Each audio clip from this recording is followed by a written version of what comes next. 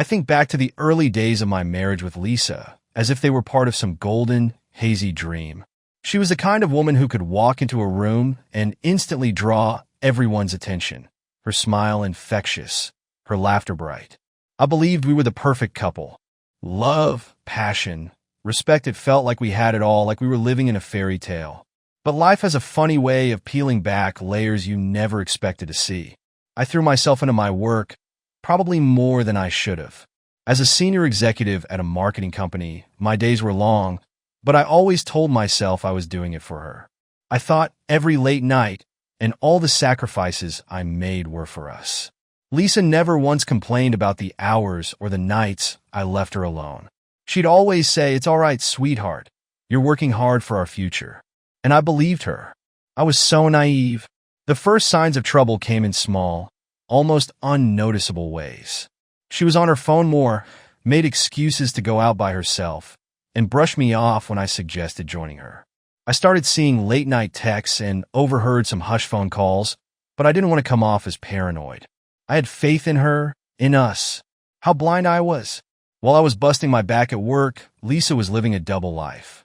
The warning signs were there, but love has a way of covering up what you don't want to face. It tricks you into believing the picture you've painted, not the reality staring you in the face. Every evening, she'd kiss me goodbye as I headed out for work, and every morning, she welcomed me home with that same warm smile, acting as if everything was perfectly fine. It wasn't until much later that I'd uncovered the depth of her betrayal.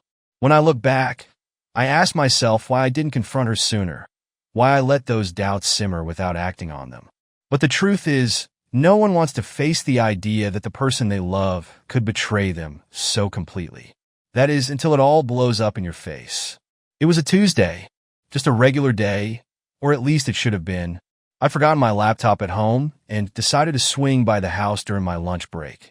Lisa had mentioned she was going out to lunch with a friend, so I didn't expect her to be there.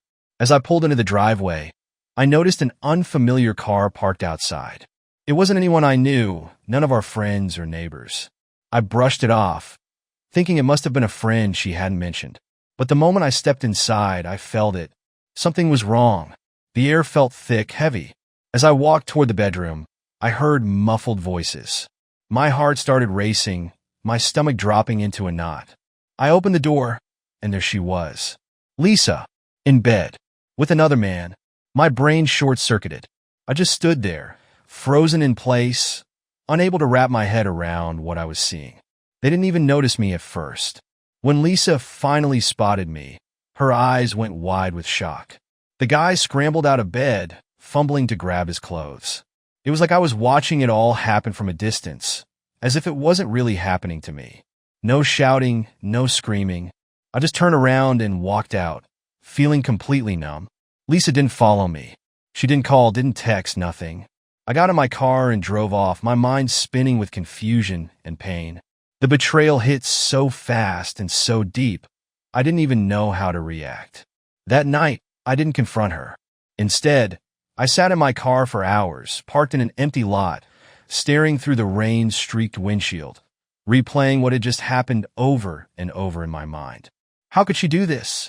After everything we've been through, after all the love we'd shared, how could she throw it all away like that? But as it turned out, that was only the beginning. The next few weeks passed by in a blur. Of course, Lisa apologized. She cried, begged, said it was a mistake and that it wouldn't happen again. But something inside me had broken. The trust was gone, smashed into a 1,000,000 pieces. I had no idea how to even begin forgiving her, and honestly, I wasn't sure if I wanted to.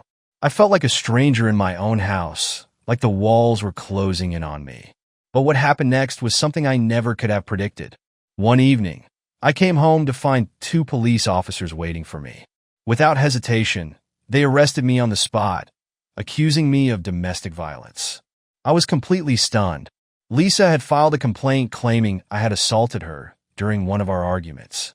She stood there, tears rolling down her face, acting the part of the victim flawlessly. And the cops? They bought it.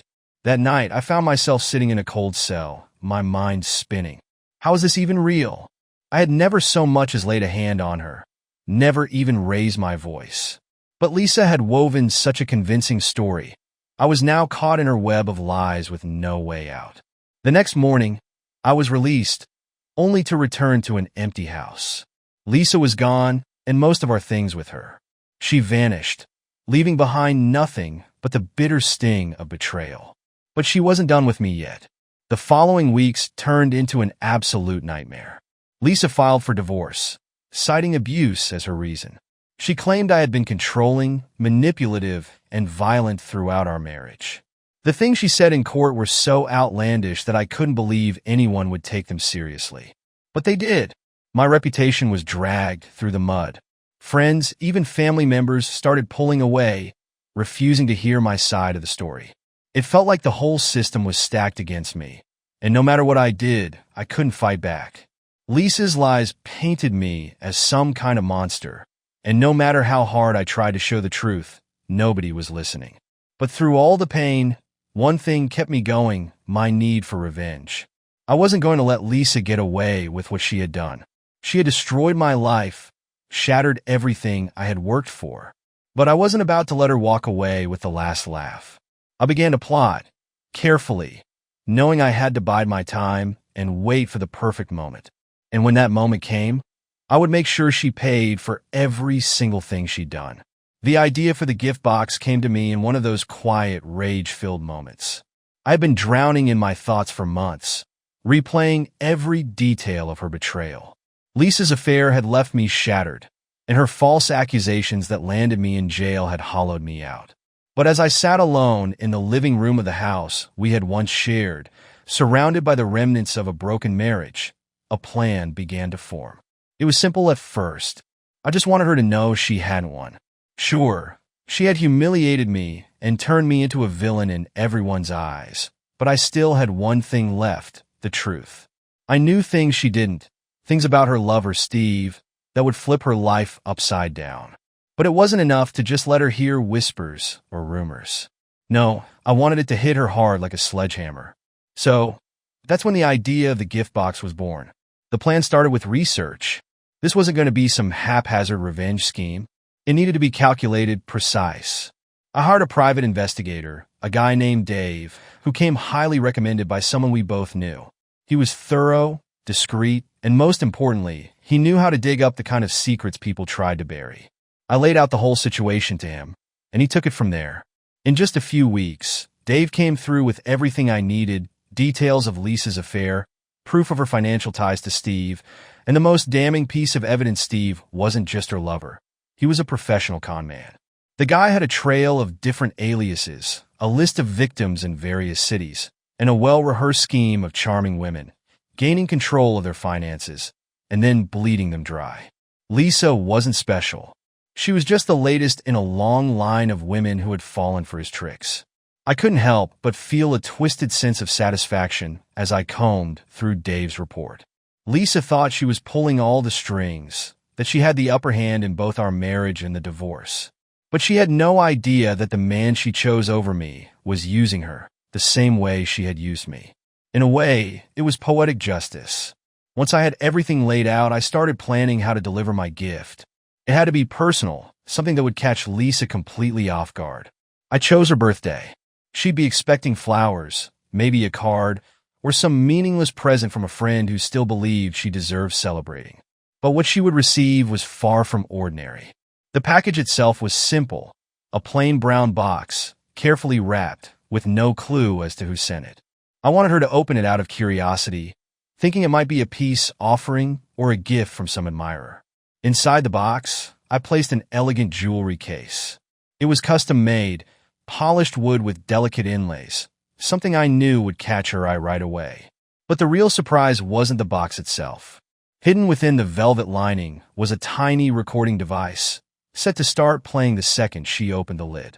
And the message it played? That was all me. The recording began with my voice, calm and measured. "Hi, Lisa," it started. "I wanted to give you something special for your birthday. I know we've been through a lot, and you probably think I hate you, but I don't. In fact, I pity you." I imagined her sitting there, frozen, fingers gripping the box, her mind scrambling to figure out what was happening. She wouldn't have seen this coming. She likely thought she'd left me behind, moving on to something or someone better. But this wasn't just about revenge. This was about revealing the truth she was too blind to see. I've known about the affair for a long time, my voice continued. Long before you thought I did. And I know about Steve, too. By this point, I imagine her heart would be racing, that sinking feeling setting in. She had no idea I had been looking into her or that I knew the truth about the man she left me for. The thing is, Lisa, Steve isn't who you think he is. He's not your knight in shining armor. He's a con man. I had timed everything perfectly, building the tension with each word. He's been using you, Lisa, just like he's used so many other women before you. He's drained your bank accounts, taken your money, and once he's done, he'll vanish. Just like he always does. By this point, I could picture her in full panic mode. Maybe she'd try to stop the recording. Maybe she'd even try to turn it off. But that wouldn't change anything. The truth was already out there, and the message would keep playing. I've gathered all the evidence, my voice continued. I had every email, every bank transfer, every lie Steve had fed her. I knew it all. And now, so did she. But that wasn't the end of it. The real twist was still waiting to unfold. I hadn't forgotten how she tried to ruin my life, getting me arrested, spinning lies about what really happened between us, and thinking she'd walk away untouched. Well, actions have consequences, Lisa. And now, everyone was going to know the truth. The message wrapped up with a simple statement. I hope you enjoy your birthday. I pictured her sitting there, staring at the now empty jewelry box, her world unraveling. She would finally realize she wasn't in control at all, that everything she thought she'd gained by betraying me had been built on lies. Steve had used her, just like she had used me, and now she was about to lose it all. But the real beauty of the plan? It wasn't just in the message itself. It was all about the timing. By the time Lisa opened that box, Steve would already be gone.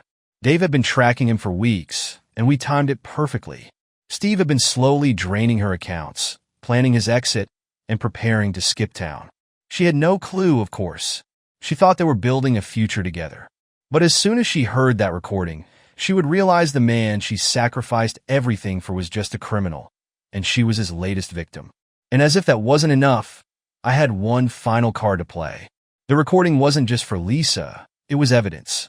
I made sure the audio file could be easily shared, and I sent copies to the people closest to her, her family, her friends, even her lawyer. By the time she finished listening to the message, everyone she trusted would already know the truth. Her reputation? Destroyed. I could almost see her sitting alone in that fancy apartment, hands shaking, trying to process it all. She'd probably try calling Steve, but he wouldn't pick up. He was long gone, phone disconnected, social media scrubbed clean. She'd have nothing left. No money, no lover, no allies. And the best part? I didn't have to lift a finger. The day the package was delivered, I felt this odd calm settle over me. I had carried the weight of Lisa's betrayal for so long, but in that moment, it felt like a heavy load had finally been lifted. I wasn't angry anymore. The thirst for revenge had faded. I had done what I needed to do, and now it was out of my hands. That evening, I got a text from Dave. It's done. She opened the box. I smiled to myself, knowing the wheels had been set in motion. Lisa's carefully crafted world was about to crumble, and there was nothing she could do to stop it. The next morning, I got another text, this time from an unknown number. It was Lisa. Michael, the message began, "We need to talk." I didn't bother responding. There was nothing left to say. I had given her the gift of truth, and now it was up to her to face the consequences. The silence that followed was louder than anything she could have said. That quiet rage I had been living with for months, reliving her betrayal over and over, had finally been released. Lisa's affair had broken me, and those false accusations that landed me in jail had left me empty inside. But as I sat in the living room of the house we once shared, surrounded by the echoes of our shattered marriage, an idea had started to form. It began simply I wanted Lisa to know she hadn't won. Sure, she had humiliated me, made me out to be the bad guy in the eyes of everyone we knew. But there was one thing she didn't have control over: the truth. I knew things she didn't, things about Steve that would turn her life upside down. I didn't want the truth to reach her as some quiet whisper or a rumor that might fizzle out behind her back. No, It had to be a dramatic, undeniable blow, something that would completely catch her off guard. That's when the idea of the gift box took shape. I knew this couldn't be a simple revenge scheme. It had to be meticulous, almost surgical in its precision. So I hired a private investigator, a guy named Dave, who came highly recommended by a mutual acquaintance. He was thorough, discreet, and most importantly, knew how to dig up secrets people tried to keep hidden. I laid everything out for him, explaining the situation, and he took it from there. In just a few weeks, Dave had gathered all the dirt I needed. He had the details of Lisa's affair, proof of her financial dealings with Steve, and the most damning piece of all, Steve wasn't just her lover. He was a seasoned con artist. He had multiple aliases, a string of victims across different cities, and a well-practiced method of charming women, gaining access to their finances, and then draining them dry. Lisa wasn't the first, just the latest in a long line of women who had fallen for his act. I couldn't help but feel a twisted satisfaction as I flipped through Dave's report. Lisa had thought she was the one calling the shots, that she had all the power in our marriage and in our divorce. But little did she know, the man she'd left me for had been playing her, just as she had played me. In a way, it felt like poetic justice. With all the information in hand, I began planning how to deliver my gift. It had to be personal, something that would completely throw her off balance. I chose her birthday, knowing she'd be expecting flowers, a card, or maybe a small gift from some well-meaning friend who still believed she deserved to be celebrated. But what she was going to get was far more unsettling. The package itself was simple, a plain brown box, carefully wrapped with no hint of who had sent it. I wanted her curiosity to get the better of her, to make her think it was some kind of peace offering or a gift from someone who admired her. Inside the box, I placed a beautifully crafted jewelry case, something that would immediately catch her eye. It was custom-made, polished wood with delicate inlays, the sort of thing I knew would intrigue her. But the real surprise wasn't the box itself. Hidden within the velvet lining of the case was a small recording device, set to play the moment she opened the lid. And the message it contained? That was all me. It started with my voice, calm and controlled. "Hi, Lisa," the message began. "I wanted to give you something special for your birthday. I know we've been through a lot, and you probably think I hate you. But the truth is I don't. I pity you." I could picture her sitting there, frozen, her fingers gripping the box as her mind raced. She wouldn't have seen this coming. She would have thought the worst was behind her, that she had moved on to something better. But this wasn't just about revenge. It was about showing her the truth she had been too blind to see. "I've known about the affair for a long time." My voice continued in the recording. "Long before you thought I did. And I know about Steve." That would be the moment when her heart would start pounding in her chest. She had no idea I'd been looking into her. No clue I knew the truth about the man she had chosen over me. "The thing is, Lisa, Steve isn't who you think he is. He's not your savior. And he's definitely not the man you believe him to be. He's a con artist."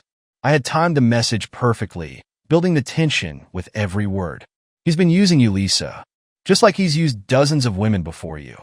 He's drained your accounts, stolen your money, and when he's done with you, he'll disappear. Just like he always does." By that point in the recording, I could only imagine Lisa was in full panic mode. She probably tried to pause it or even stop it altogether, but the message would just keep on playing, hammering the truth home. "I've gathered all the evidence," my voice continued. "Every email, every bank transfer, every lie he's told you. I know everything. And now, so do you." But that wasn't the grand finale. The real twist was still to come. "I know you tried to ruin my life," I went on. "You got me arrested, lied to everyone about what happened between us, and thought you could just walk away without any consequences. But actions have consequences, Lisa. And now, everyone is going to know the truth." The message wrapped up with one final line. "I hope you enjoy your birthday." I pictured her sitting there, staring at the now empty jewelry box, her whole world crumbling around her. It would finally hit her that she wasn't in control at all, that everything she thought she'd gained by betraying me had been a lie. Steve had used her, just like she had used me, and now she was about to lose everything. But the brilliance of the plan wasn't just in the message. It was in the timing. By the time Lisa opened that box, Steve would already be long gone. Dave had been tracking his every move, and we had timed it perfectly. Steve had been draining Lisa's accounts for weeks, preparing to disappear. She had no idea. She thought he loved her, that they were building some kind of future together. But the moment she heard that recording, she would finally realize the truth. The man she'd thrown everything away for was nothing more than a con artist, and she was his latest victim. And if that wasn't enough, I had one more trick up my sleeve. The recording wasn't just a private message for Lisa. It was evidence.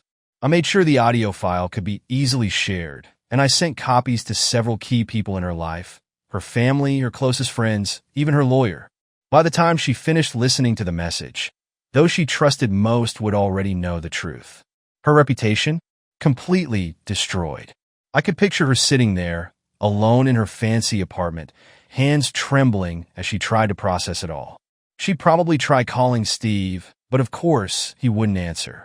He was already gone, his phone disconnected, social media wiped clean. She'd be left with nothing. No money, no lover, no support. And the best part? I didn't have to lift a finger. The day the package was delivered, I felt a strange sense of calm wash over me. I'd carried the weight of Lisa's betrayal for so long, but now it felt like that burden had finally been lifted. I wasn't angry anymore. The need for revenge had faded.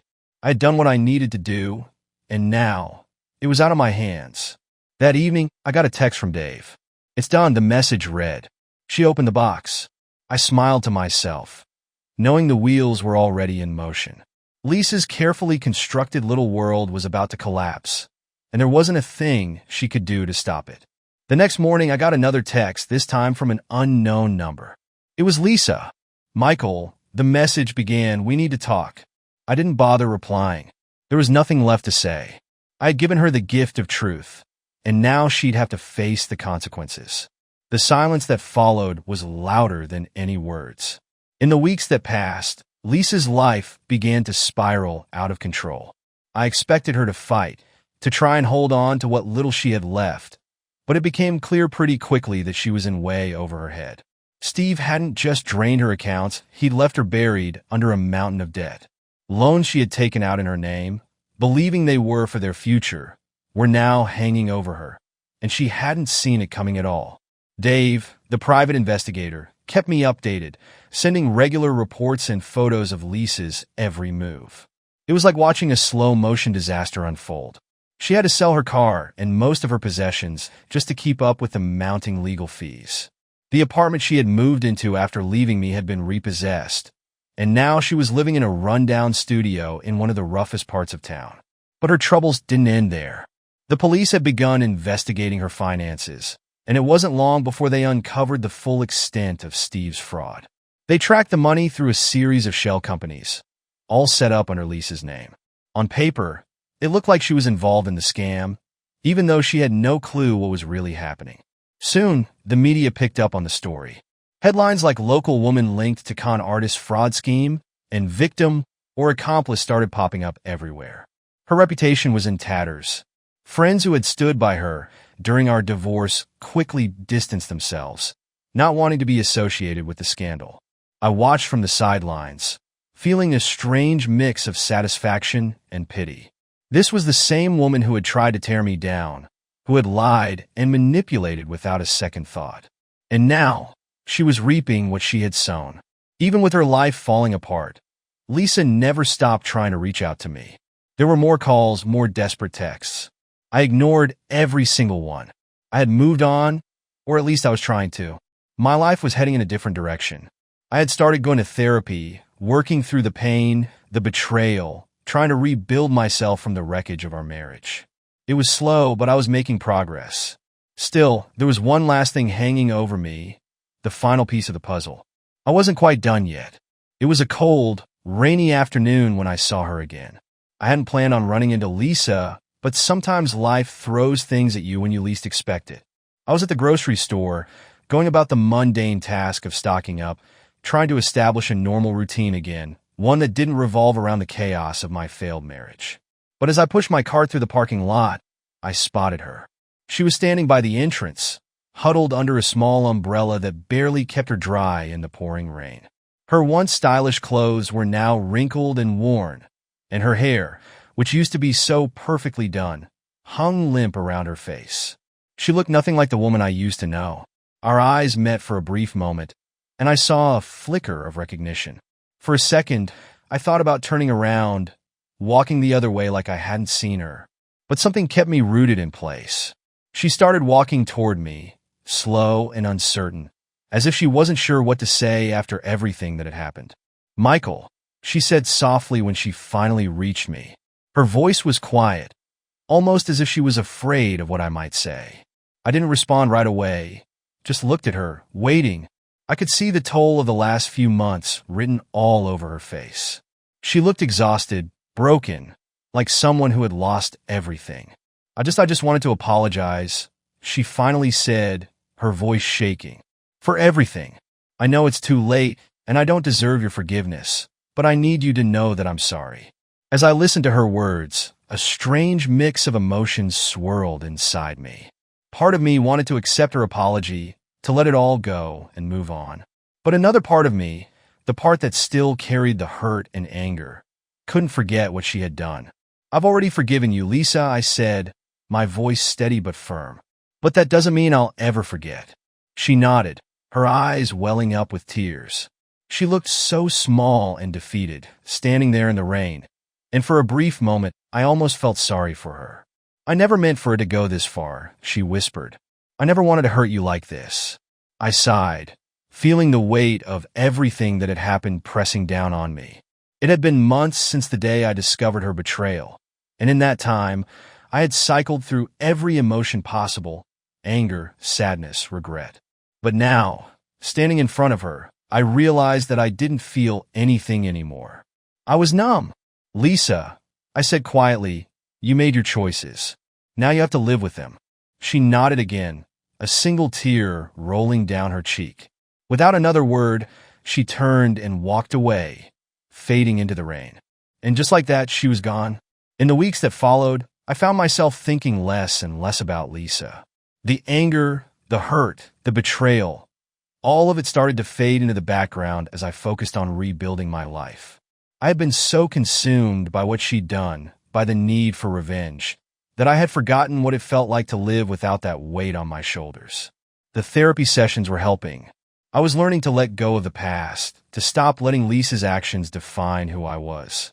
I had gone through hell and back, but I had come out the other side stronger, wiser, and more resilient.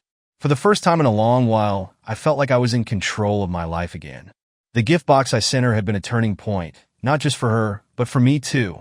It was my way of taking control, of reclaiming the power she had stolen from me. But looking back on everything, I realized the real gift wasn't in the revenge. It was in the freedom. I was free. Free from the lies, the manipulation, and the toxic cycle we'd been stuck in for so long. Free to start over, to rebuild my life on my terms.